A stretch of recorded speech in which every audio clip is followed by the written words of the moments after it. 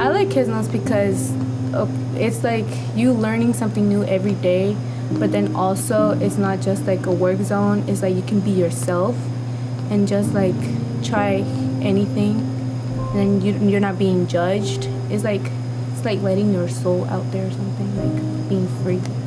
I like Kidznotes because you can play any instrument depending on your age, and it's just really fun to learn, and all the teachers are really nice here, and they're really supportive along the way. If you don't get it, they will try to help you understand and until you become a really good expert at it, and you can tell they're really proud of you when you accomplish something. I like Kidznotes because there's lots of, there's chorus, and then there's orchestra classes, and you meet more and more people. I like Kidznotes because it's like a family to me. Like, not everybody in my family plays instruments, and have somebody to learn from and help me with my mistake, and that's why I like Kidznotes. I like Kidznotes because the new people that I've met and how I don't have to be judged on what I can and cannot play. I like Kidznotes because all the teachers are really nice, and it's just really fun to listen to something come together and sound nice and make people happy. I like Kidznotes because I get to meet people and play new songs, and sometimes play some songs and practice at home. I like Kidznotes because they help me a lot with school sometimes, and I don't just sit around at home all day just playing video games. I like Kidznotes because it's just a really cool space where you can just be yourself and play music. I like Kidznotes because of us getting all together and just playing music, and us almost every single day coming to here and just practicing and us just working together. I like Kidznotes because it's like fun when you get to play instruments for other people. I like Kidznotes because everybody's having fun. Anytime that you're stressed, you just have fun on Kidznotes. I like Kidznotes because I am able to be open with the teachers and be open with everybody, and I'm also able to express myself through flute. But even though flute's not like my first instrument, but I'm able to express myself through that and finding new ways to play different instruments and all that kind of stuff. I like Kidznotes because of its welcoming environment and just how chill everyone is and how happy and honest they are. Welcome to the Kidznotes virtual concert series. My name is Rashad Hayward, Kidznotes Assistant Artistic Director. In our virtual concert series, we have invited Kidznotes student musicians, teaching artists, and community performers to perform just for you. I hope that during this time of social distancing, our virtual concert series will fill your home with beautiful music.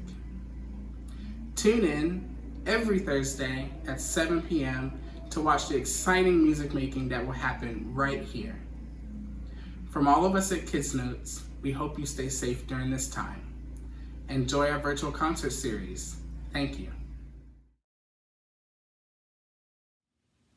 Hi, I'm Al Strong, and thanks for joining us for the fourth installment of the Kidznotes virtual concert series. I'm a huge fan of Kidznotes and the fantastic work that is being done within our community. Programs that serve our minority populations with quality music education are much needed, as they provide children with invaluable experiences that positively impact those students and their families for years to come. My favorite memory from working with Kidznotes was watching young string players like Marcus G. blow away the audience at the 2019 fundraising gala where my group, Al Strong Quartet, performed. We had the pleasure of featuring some young string players from Kidznotes on tunes like Freddie Hubbard's Red Clay. and to see Marcus's creative brain take over and deliver some soulful improvisation was inspiring, and just one more reason why I believe the longevity of programs like Kidznotes is so important. I am delighted to introduce our special guest performers this evening, Bonnie Thron and Fred Jakubowicz, dear friends of Kidznotes. Bonnie Thron has been the principal cellist of the North Carolina Symphony since 2000. She is a frequent recitalist and chamber musician locally and along the East Coast, and has been a soloist with the North Carolina Symphony as well as orchestras in New Hampshire, Vermont, Maryland, and Panama. Fred Jakubowicz was the principal clarinetist of the Annapolis Symphony in Maryland from 1989 to 2002. He made his debut at Carnegie Recital Hall as winner of the Artist International Competition and continues to be a frequent recitalist in the area as a member of the Jakubowicz-Larkin Duo. In addition to classical music, he specializes in klezmer and folk styles. So, ladies and gentlemen, without any further ado, please welcome Bonnie Thron and Fred Jakubowicz.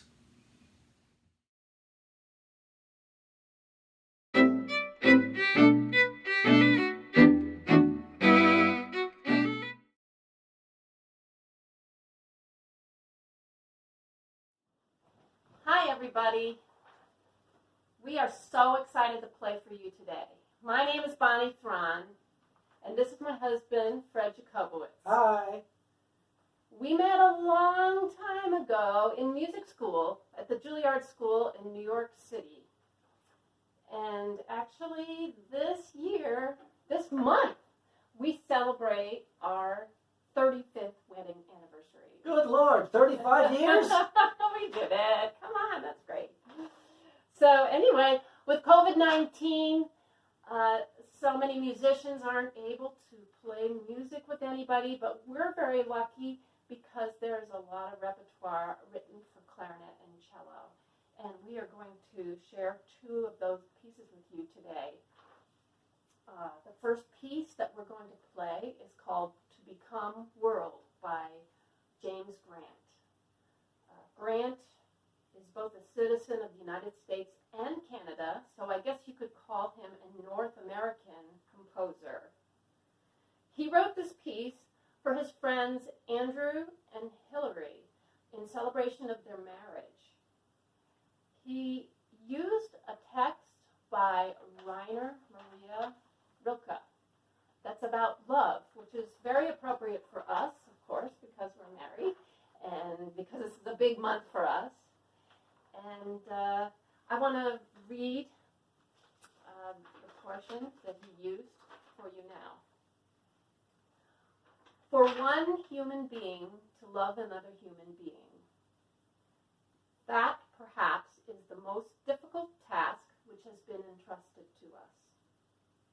The ultimate task, the final proof, the work for which all other work is merely preparation.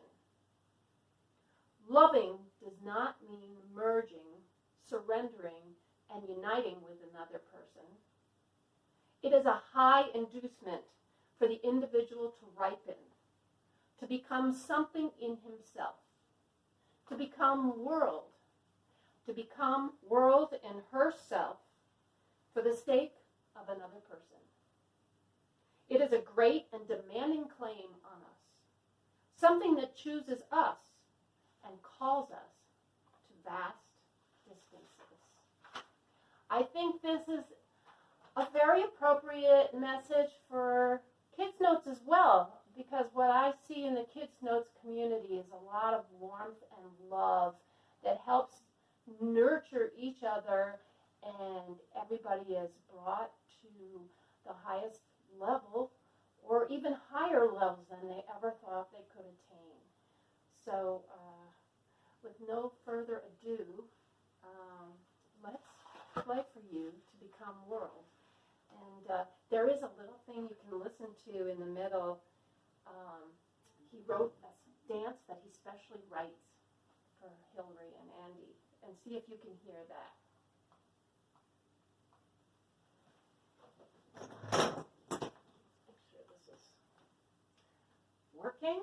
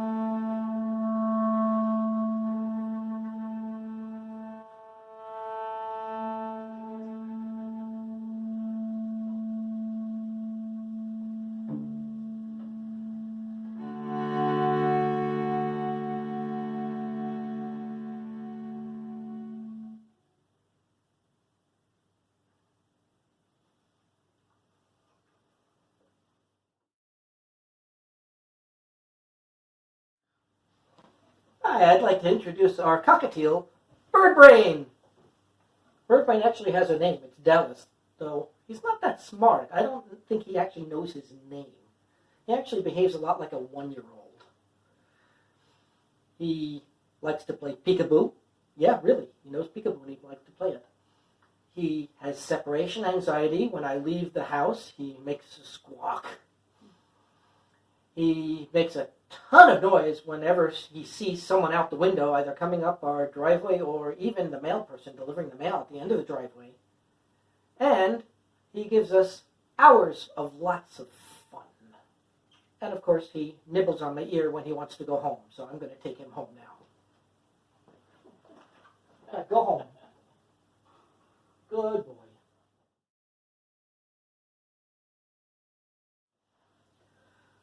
The second piece we're going to play today is by Swedish composer Svante Henrysson, who is 57 years old. He started out as a bass guitar player in a teenage rock band. And after a couple of years of that, he heard jazz for the first time, and he loved it so much that he taught himself to play stand-up bass so he could play jazz.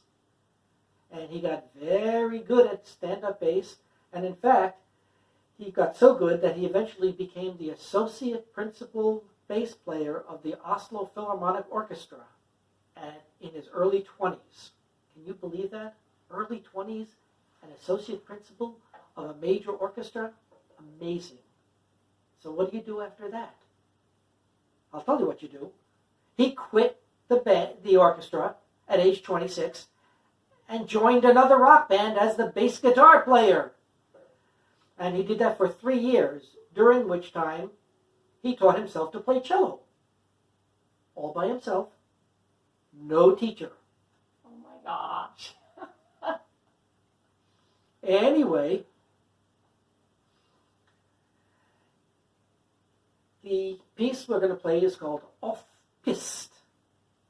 And he wrote the first movement 25 years ago.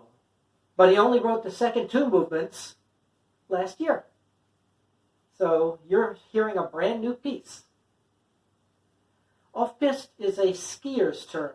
It means skiing off the beaten path or off the marked trail.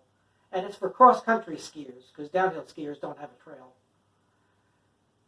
And as a matter of fact, now, all through Europe, they use the phrase off-piste to mean something is not quite right. Do we play it right? Listen and find out.